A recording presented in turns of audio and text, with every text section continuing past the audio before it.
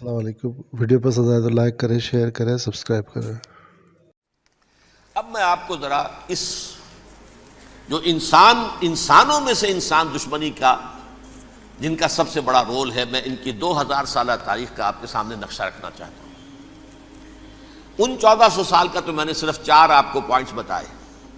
موسیٰ سے عیسیٰ تک 1400 برس علیہ الصلوۃ والسلام. 2 مرتبہ عروج، 2 مرتبہ زوال. اشیریوں کے ہاتھوں پٹوائی، بابلیوں کے ہاتھوں پٹانا، گریکس کے ہاتھوں مرمت، رومنس کے ہاتھوں مرمت. یہ جو 2000 سال ہیں، کیونکہ اب تو ظاہر بات ہے 21ویں صدی شروع ہو گئی، 20 صدیاں حضرت مسیح کو پوری ہو گئیں. پہلی بات نوٹ کیجئے، حضرت مسیح کی پیدائش ہے سن 1 قبل مسیح. یہ نقطہ آپ نے کبھی سنا ہے یا نہیں؟ جب ملینیم کا سلسلہ شروع ہوا تھا پچھلے سال، تو میں نے بیان کر دیا تھا کہ ایک عجیب حساب کے اندر انہوں نے غلطی کی ہوئی ہے. حضرت مسیح کی پیدائش ہوئی 25 دسمبر کو. سن انہوں نے شروع کر دیا، تو اس کے بعد جنوری آئی تو پہلا سال شروع ہو گیا. اگر جنوری سے پہلا سال شروع ہوا تو یہ 6 دن جو ہے تو اس کے پچھلے سال میں تھے. لہذا کہا جائے گا کہ Jesus Christ was born 1 year before Christ, BC. تو 1 قبل مسیح میں حضرت مسیح کی پیدائش ہوئی. یہ آخری اسرائیلی نبی اور رسول. یہودی علماء کی مخالفت، دشمنی، سولی پر چڑھوا دینا میں بیان کر چکا ہوں. سن 33 عیسوی میں، جبکہ حضرت مسیح کی عمر 33 برس تھی، اللہ تعالیٰ نے انہیں زندہ آسمان پر اٹھا لیا. لیکن یہودیوں نے اپنے خیال کے مطابق انہیں سولی پر چڑھوا دیا، ان کی موت واقع ہو گئی. اگرچہ اس کے بعد یہ اختلاف ہے ان میں. یہودی کہتے ہیں وہ سولی پر چڑھ گیا، ختم ہوا، مر گیا. عیسائی کہتے ہیں نہیں، انتقال ہوا ہے مسیح کا صلیب پر، لیکن پھر وہ دوبارہ زندہ ہو گئے ہیں. ان کی لاش ایک غار میں رکھ دی گئی تھی، وہاں ریزریکشن ہو گیا، ان کا باعث بعد الموت وہیں ہو گیا، اور پھر انہیں اللہ نے زندہ آسمان پر اٹھا لیا. تو ہمارے اور عیسائیوں کے درمیان نوٹ کر لیجئے، یہ چیز مشترک ہے کہ حضرت مسیح آسمان پر زندہ اٹھائے گئے. فرق کیا ہے؟ وہ سمجھتے ہیں کہ سولی دیے گئے، سولی پر مرے، پھر زندہ ہوئے، پھر گئے. ہم سمجھتے ہیں کہ نہیں، وما صلبوہ وما قتلوہ، انہوں نے نہ صلیب دے سکے انہیں اور نہ انہیں قتل کر سکے، بل رفعہ اللہ الیہ، اللہ نے اٹھا لیا. پھر ہمارا اور یہ اس کا عیسائیوں کا ایک اور اتفاق ہے، سیکنڈ کمنگ آف جیسس، حضرت مسیح دوبارہ آئیں گے. یہ عیسائیوں کا بھی عقیدہ ہے اور ہمارا بھی. بہرحال تو جیسا کہ میں نے عرض کیا کہ اس وقت یہ عذاب استیصال، عذاب اکبر کے مستحق ہو چکے تھے، لیکن اللہ نے ان کی مدت دراز کی ہے. لیکن ان پر دنیاوی عذاب کا ایک کوڑا جو ہے اللہ تعالیٰ کی طرف سے اسی وقت برسا. دنیاوی عذاب دنیا میں رہتے ہوئے ختم نہیں کیا گیا. 37 برس بعد، حضرت مسیح کے رفع سماوی کے 37 برس بعد، سن 70 میں یہودیوں نے بغاوت کی رومیوں کے خلاف. رومی ٹائٹس جنرل تھا ایک، اس نے پھر جو حملہ کیا ہے، 1,33,000 یہودی ایک دن میں قتل کیا یروشلم میں،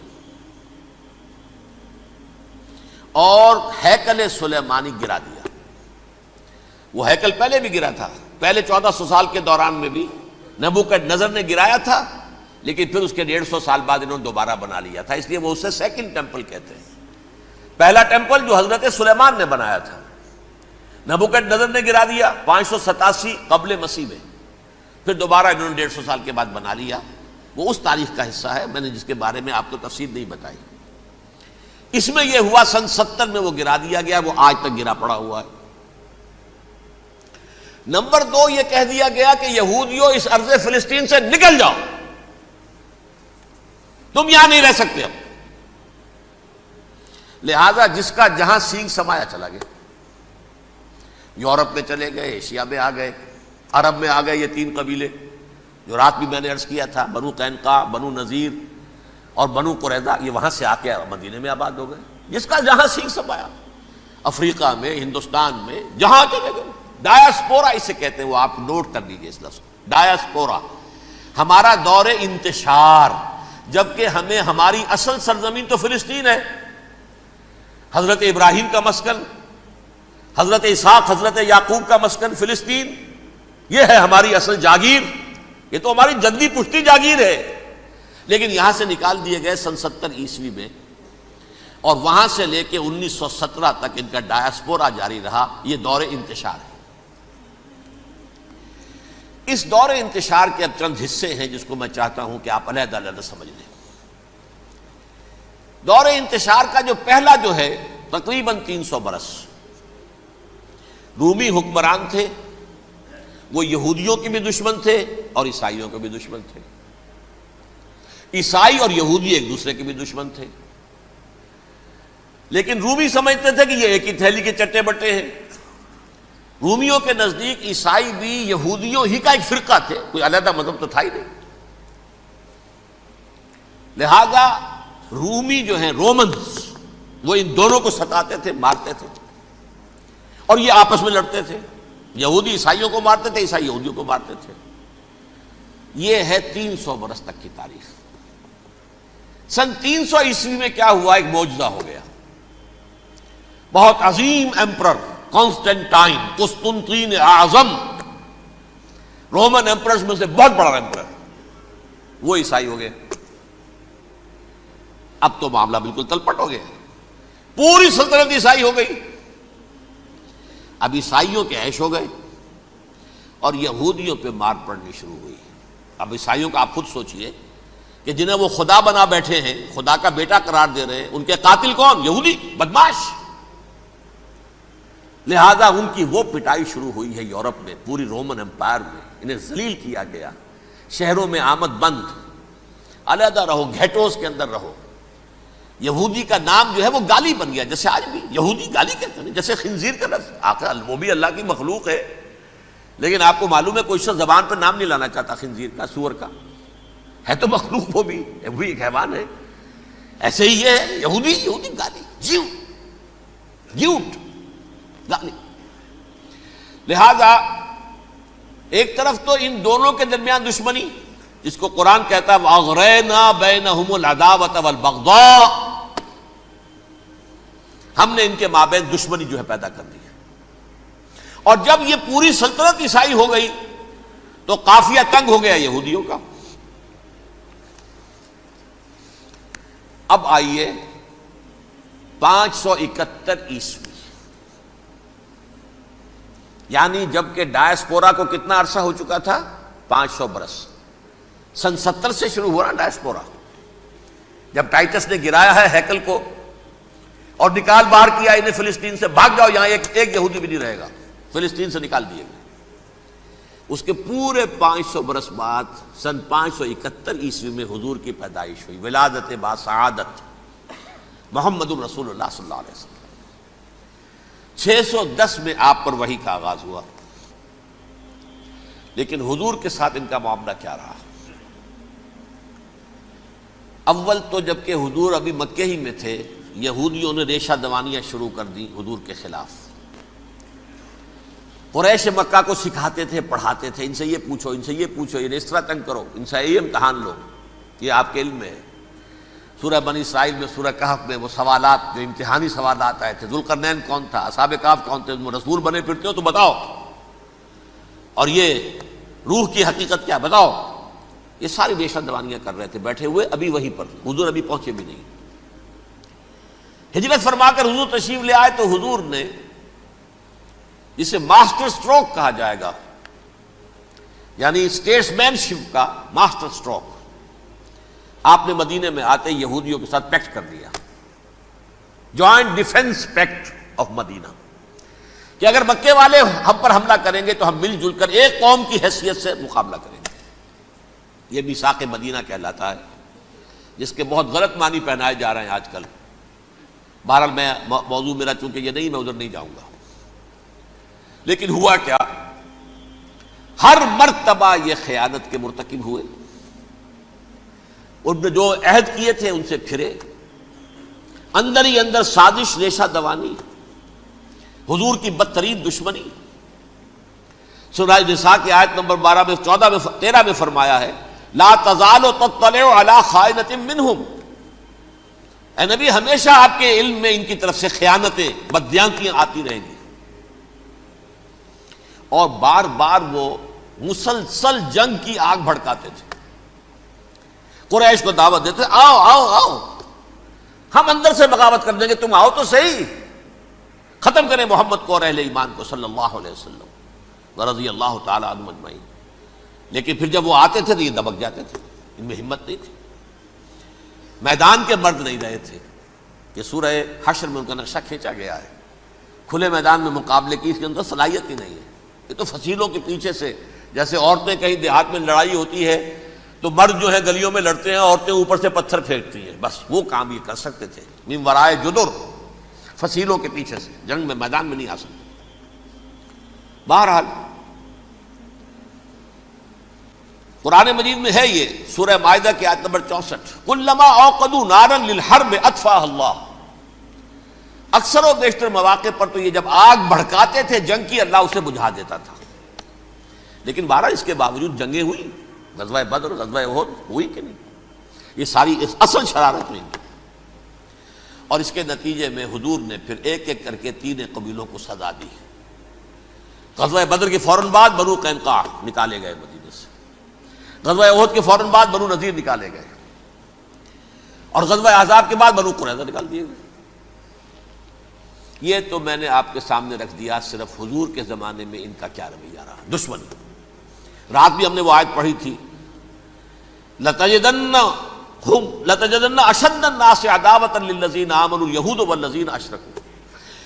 اہل ایمان کی دشمنی میں شدید ترین تم پاؤ گے یہودیوں کو اور مشرکین کو. مشرکین بھی بعد میں ہے، پہلے یہودی. حضور کے بعد کیا ہوا اب یہ نوٹ کیجئے. یہ ان کی تاریخ کا دوسرا دور. حضرت عمر رضی اللہ تعالیٰ عنہ کا عہد خلافت ہے. بیت المقدس کا محاصرہ کیا گیا، فصیل بڑی اونچی، شہر اندر سے سیلف سفیشینٹ، حملے کا راستہ کوئی نہیں. محاصرہ طول کھینچ رہا ہے لیکن ان کے پاس رسد بھی موجود ہے، پانی بھی موجود ہے، وہ دروازے بند کر کے بیٹھے ہوئے ہیں. بالآخر اللہ تعالیٰ کی مشیت کا ظہور کیسے ہوا؟ ان کے کچھ علماء آئے فصیل پر، کہا دیکھو مسلمانوں، تم قیامت تک بھی یہاں پڑے رہو گے محاصرہ کر کے ہمارا، یہ شہر فتح نہیں ہوگا. ہاں ایک درویش بادشاہ کے ہاتھوں یہ شہر فتح ہونا ہے، لیکن تمہارے اندر ہمیں وہ نظر نہیں آ رہا. ابو عبیدہ بن الجراح رضی اللہ تعالی عنہ امین هذه الامہ، ان کا فوراً ذہن گیا وہ درویش بادشاہ مدینے میں بیٹھا ہوا ہے عمر رضی اللہ تعالی. اب ایک اور عمر بھی ہے جو قندھار میں بیٹھا ہے. نقشہ وہی ہے، سادگی کی حد تک نقشہ وہی ہے، بالکل وہی، اپنی آنکھوں سے دیکھا ہے وہی سادگی. عمر اول عمر ثانی تھے عمر بن عبد العزیز. اب ایک اللہ کے فضل سے اللہ تعالیٰ ایدہ اللہ بنصرتہ، اللہ تعالیٰ ان کی نصرت فرمائے، دشمنوں کو ان کے مقابلے میں نیست و نابود کرے. انہوں نے ریکویسٹ بھیج دی کہ حضور تشریف لائیے، یہ شہر فتح ہو جائے گا. وہ ہے سفر تاریخی، اتنا طویل سفر، تقریباً 700 میل، ایک اونٹ، ایک خادم، ایک منزل پہ امیر المومنین اوپر بیٹھے، خادم آگے چل رہا ہے، اگلی منزل پہ خادم اوپر بیٹھا ہے، امیر المومنین آگے جا رہے ہیں. اور جب پہنچے ہیں تو وہ باری تھی خادم کی. انہوں نے ہاتھ جوڑ دیا حضور خدا کے لیے، تم کیا کہیں گے لوگ، وہ میرا برا حال کر دیں گے، تمہیں شرم نہیں آئی؟ امیر المومنین پیدل آگے چل رہے ہیں نکیل پکڑ کر، اور تم بیٹھے ہو اوپر براجمان ہو.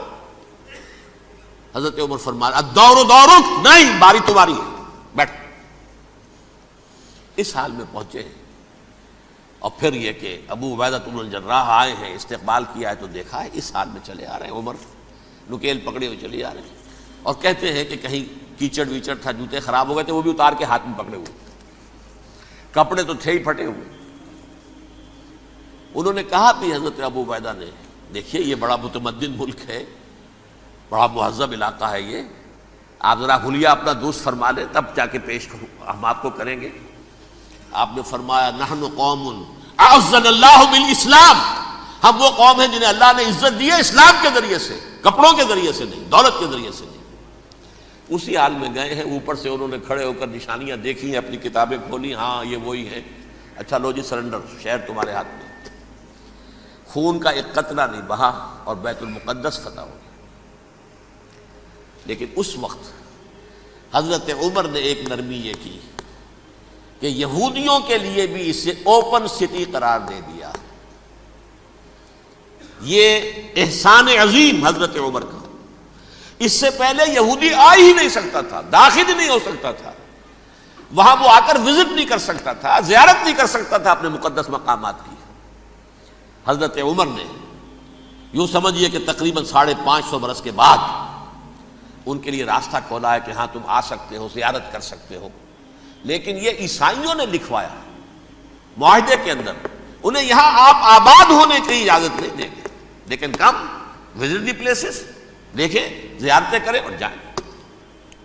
یہ معاہدہ حضرت عمر کا ہے رضی اللہ تعالیٰ، جو پھر خلافت راشدہ کے بعد بنو امیہ نے بھی اس کو آرڈر کیا، بنو عباس نے کیا، پھر جو ہمارے یہ ترکوں میں اندر خلافت آئی تو ترک خلفاء نے بھی اس معاہدے کی پوری پابندی کی۔ فلسطین میں آ سکتے ہیں یہودی صرف زائرین کی حیثیت سے، وہاں آباد نہیں ہو سکتے۔ اب آئیے اگلا دور آیا حضرت عثمان کا دور خلافت۔ یہ ہے وہ وقت کہ اب یہود نے امت مسلمہ کی پیٹھ میں چھرا گھونپا۔ وہ کیسے؟ ایک یہودی عبداللہ ابن سبا اسلام کا لبادہ اوڑھ کر آ گیا، معاشرے کا جائزہ لے لیا، ان میں بنو ہاشم اور بنو امیہ میں جو پرانی کشاکش تھی اس کے کچھ نہ کچھ جراثیم باقی ہیں، اگر ان کو ذرا بھڑکا دے تو مسلمانوں میں انتشار پیدا ہو جائے۔ کہا یہ عثمان کون ہے؟ یہ تو بنو امیہ میں سے ہے، یہ حق تو بنو ہاشم کا ہے، خلافت ان کے پاس ہونی چاہیے، محمد کے تو رشتہ دار وہ ہے صلی اللہ علیہ وسلم۔ عوام الناس کے اندر بات پھیلنی شروع ہوئی، پھر ایک بڑی سازش کے انداز میں حضرت عثمان کے خلاف پروپیگنڈا، حضرت عثمان کے جو عاملین تھے، گورنر تھے، ان کے خلاف پروپیگنڈا، اور ایسی ہوشیاری کرتے تھے کہ کوفے میں کوفے کے حاکم کے خلاف کچھ نہیں کہنا، اجی مصر میں یہ ہو رہا ہے، اجی شام میں یہ ہو رہا ہے، اجی یہ جو عثمان ہے وہ یہ کر رہا ہے، یہ ظلم ہو رہا ہے، یہ لوٹ مار ہو رہی ہے، یہ خیانتیں ہو رہی ہیں۔ اب نہ تو اس زمانے میں مینز آف کمیونیکیشن، کیسے تصدیق کریں؟ افواہیں تو آپ آج کراچی کے اندر شروع ہو جائے تو پتہ نہیں چل سکتا کسی کو کہ کیا اس میں صداقت ہے کیا جھوٹ ہے، اور بری بات جو ہے فطرت انسانی کی کمزوری ہے وہ فوراً قبول کرتا ہے، کسی کے بارے میں اچھی بات ماننے کو تیار نہیں ہوتا، لیکن بری بات تو فوراً تیار ہے۔ بہرحال یہ فتنہ انہوں نے اٹھایا، حضرت علی کی الوہیت کا فتنہ اٹھایا، حضرت عثمان کے خلاف الفتنۃ الکبریٰ برپا کیا، حضرت عثمان شہید ہوئے، اس کے بعد 5 برس تک مسلمان ایک دوسرے کی گردنیں کاٹتے رہے، باہمی خانہ جنگی ہوئی، امت کو وہ زخم لگایا ہے جو آج تک جس سے خون رس رہا ہے۔ یہ شیعان عثمان اور شیعان علی تھے جو بعد میں پھر سنی اور شیعہ ہو اور آج تک ہے۔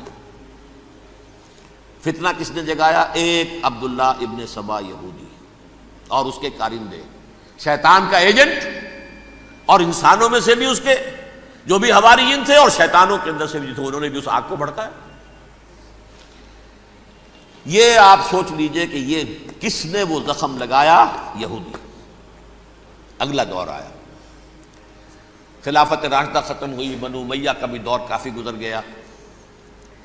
طارق ابن زیاد 712 عیسوی میں حملہ کرتے ہیں اسپین پر۔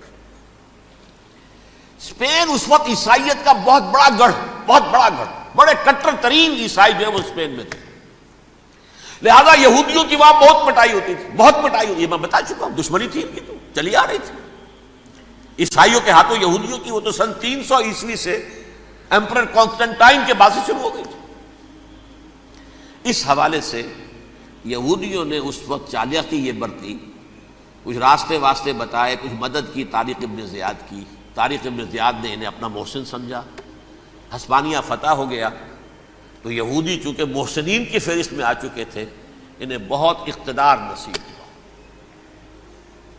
بڑی سپورٹ مسلمانوں نے دی۔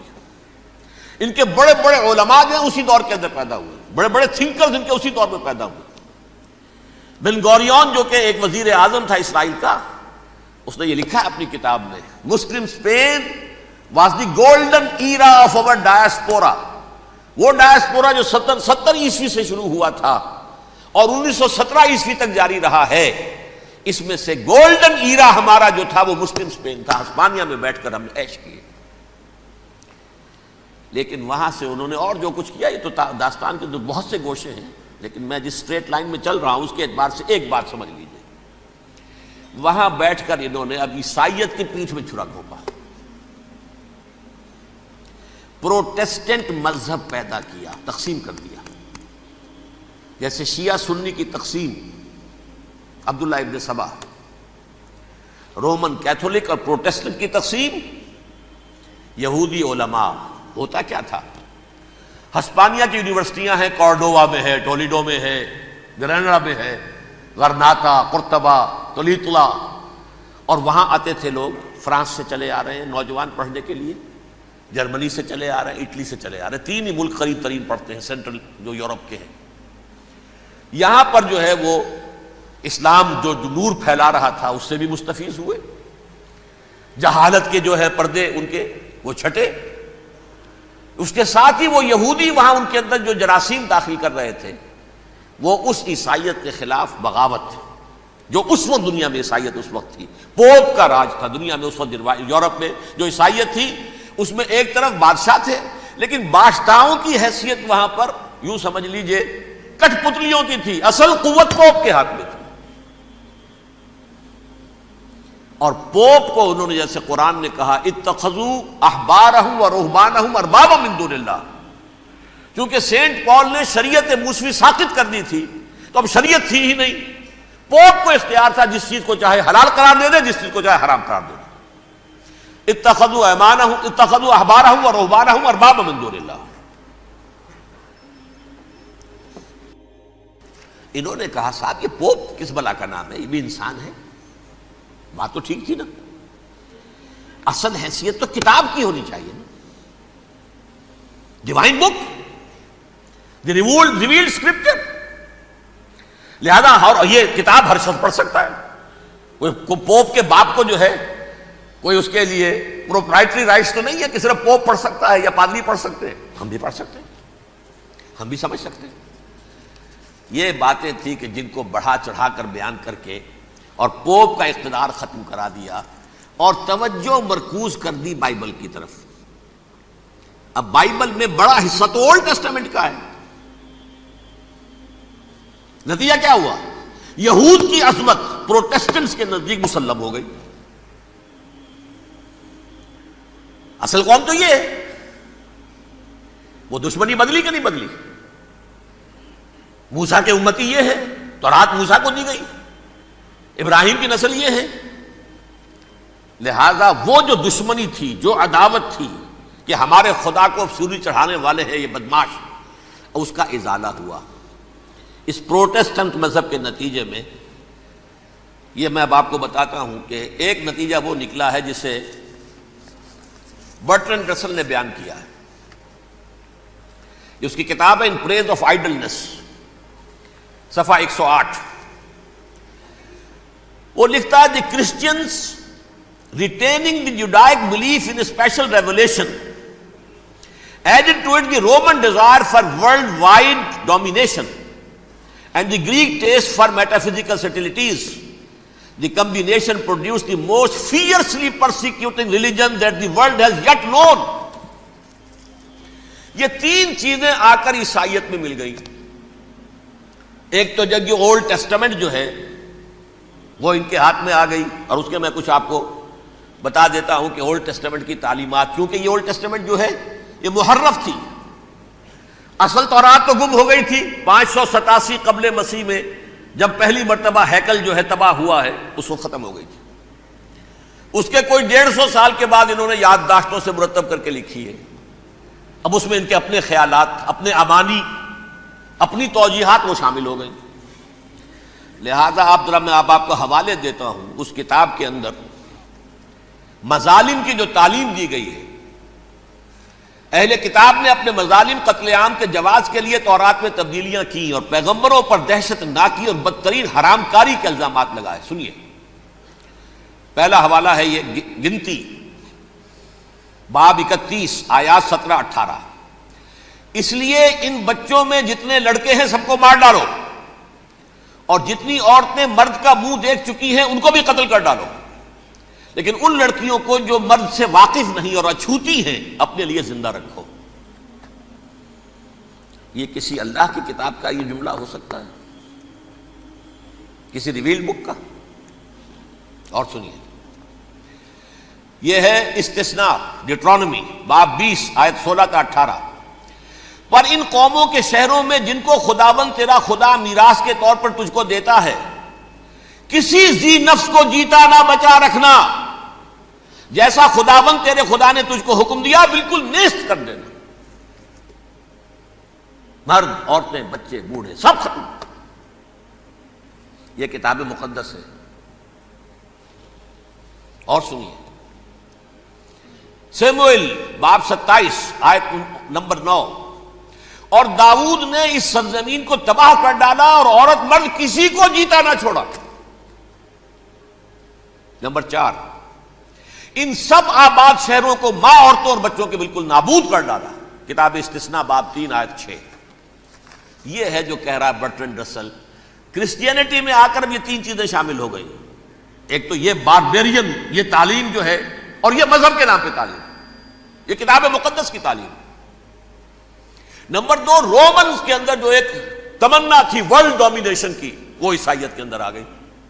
اس لیے کہ پوری رومن امپائر جو ہے عیسائی ہو گئی، تو اسے وراثت کے اندر ورلڈ ڈومینیشن کی جو ایک تمنا تھی وہ مل گئی.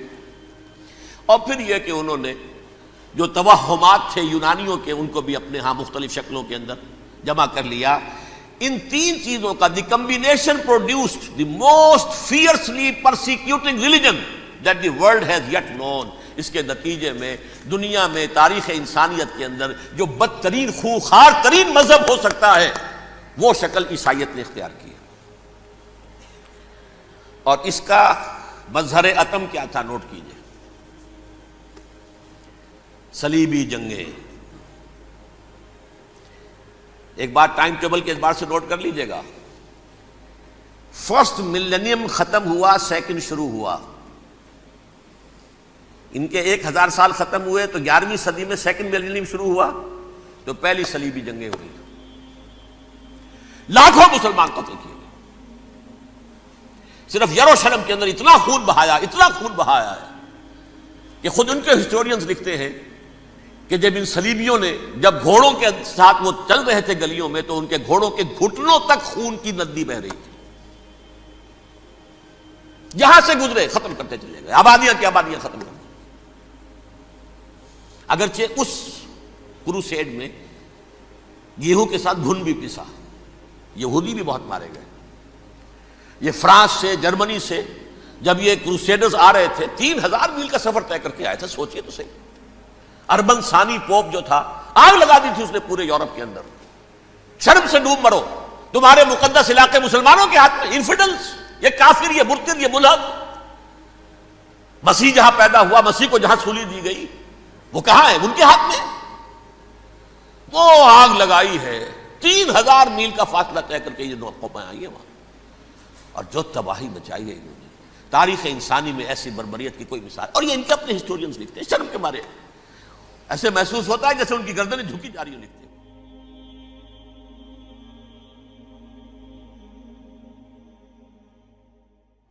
یہودی تاریخ ایک طویل اور پیچیدہ موضوع ہے جس میں مختلف ادوار اور واقعات شامل ہیں.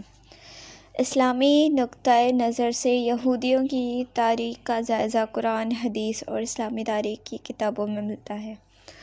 اسلام میں یہودیوں کو اہل کتاب مانتا ہے کیونکہ ان پر اللہ کی طرف سے تورات نازل کی گئی ہے. یہودیوں کی ابتدا، یہودیوں کی تاریخ حضرت ابراہیم علیہ السلام سے شروع ہوتی ہے، جنہیں اللہ تعالیٰ نے توحید کا پیغام دے کر بھیجا. ان کے 2 بیٹے تھے، حضرت اسحاق علیہ السلام اور حضرت اسماعیل علیہ السلام. حضرت اسحاق اسلام کے بیٹے حضرت اسحاق اسلام کے بیٹے حضرت یعقوب علیہ السلام تھے، جنہیں اسرائیل بھی کہا جاتا ہے، اور ان کی اولاد کو بنی اسرائیل کہا گیا۔ بنی اسرائیل کے انبیاء۔ اسلامی تعلیمات کے مطابق اللہ تعالیٰ نے بنی اسرائیل کی رہنمائی کے لیے کئی انبیاء بھیجے، جن میں حضرت موسیٰ علیہ السلام، حضرت داؤد علیہ السلام، حضرت سلیمان علیہ السلام اور دیگر شامل ہیں۔ حضرت موسیٰ علیہ السلام کو تورات دی گئی، جو یہودیوں کے لیے اللہ کی شریعت تھی۔ قرآن پاک میں بنی اسرائیل کے ساتھ ہونے والی کئی واقعات کا ذکر ہے، جیسے فرعون کے ظلم سے نجات اور دریائے نیل کا معجزہ۔ گناہ اور سرکشی۔ قرآن مجید میں کئی جگہ یہودیوں کی گناہوں اور سرکشیوں کا ذکر کیا گیا ہے، مثلاً گوسالہ پرستی۔ جب حضرت موسیٰ علیہ السلام اسلام کوہ طور پر گئے تو بنی اسرائیل نے بچھڑے کی عبادت شروع کر دی۔ اللہ کے احکامات کی نافرمانی۔ بنی اسرائیل نے کئی مواقع پر اللہ کے احکامات کو نظر انداز کیا، جیسے سبت کے دن شکار کرنا۔ انبیاء کے قتل۔ قرآن میں ذکر ہے کہ بنی اسرائیل نے کئی انبیاء کو قتل کیا، جو ان کے لیے ہدایت کا پیغام لے کر آئے۔ یہودیوں کا عروج و زوال۔ یہودی تاریخ میں مختلف ادوار میں انہیں عروج و زوال کا سامنا کرنا پڑا۔ حضرت داؤد اور حضرت سلیمان علیہ السلام کے دور میں بنی اسرائیل نے بڑی ترقی کی اور ایک مضبوط سلطنت قائم کی۔ بعد میں ان کی سرکشی اور گناہوں کی وجہ سے اللہ نے انہیں مختلف عذابوں میں مبتلا کیا، جیسے بابل کی اسیری۔ جب ان کی سلطنت کو تباہ کر دیا گیا تو انہیں جلا وطن ہونا پڑا۔ نبی اکرم کے زمانے کے یہودی۔ مدینہ منورہ میں نبی اکرم صلی اللہ علیہ وآلہ وسلم کی آمد کے وقت کئی یہودی قبائل موجود تھے، جیسے بنی قریظہ، بنی نذیر اور بنی قینقاع۔ ابتدائی طور پر ان کے ساتھ معاہدے کیے گئے، لیکن انہوں نے معاہدوں کی خلاف ورزی کی، جس کے نتیجے میں ان کے خلاف کارروائی کی گئی۔ یہودیوں کے متعلق اسلامی تعلیمات۔ اسلام یہودیوں کو اہل کتاب کہتا ہے اور ان کے ساتھ انصاف اور حسن سلوک کا حکم دیتا ہے۔ قرآن یہودیوں کے اعمال اور گناہوں کو نصیحت کے طور پر پیش کرتا ہے تاکہ مسلمان ان غلطیوں سے بچ سکیں۔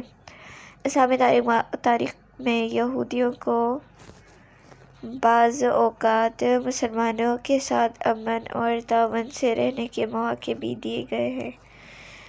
نتیجہ۔ اسلامی نقطۂ نظر سے یہودیوں کی تاریخ عبرت اور نصیحت کا ایک ذریعہ ہے۔ ان کی سرکشی اور گناہوں کے باوجود اللہ نے ان پر انبیاء بھیجے اور انہیں بارہا معاف کیا۔ یہودیوں کی تاریخ مسلمانوں کے لیے یہ سبق دیتی ہے کہ اللہ کے احکامات کی پابندی کریں اور سرکشی سے بچیں۔ شکریہ۔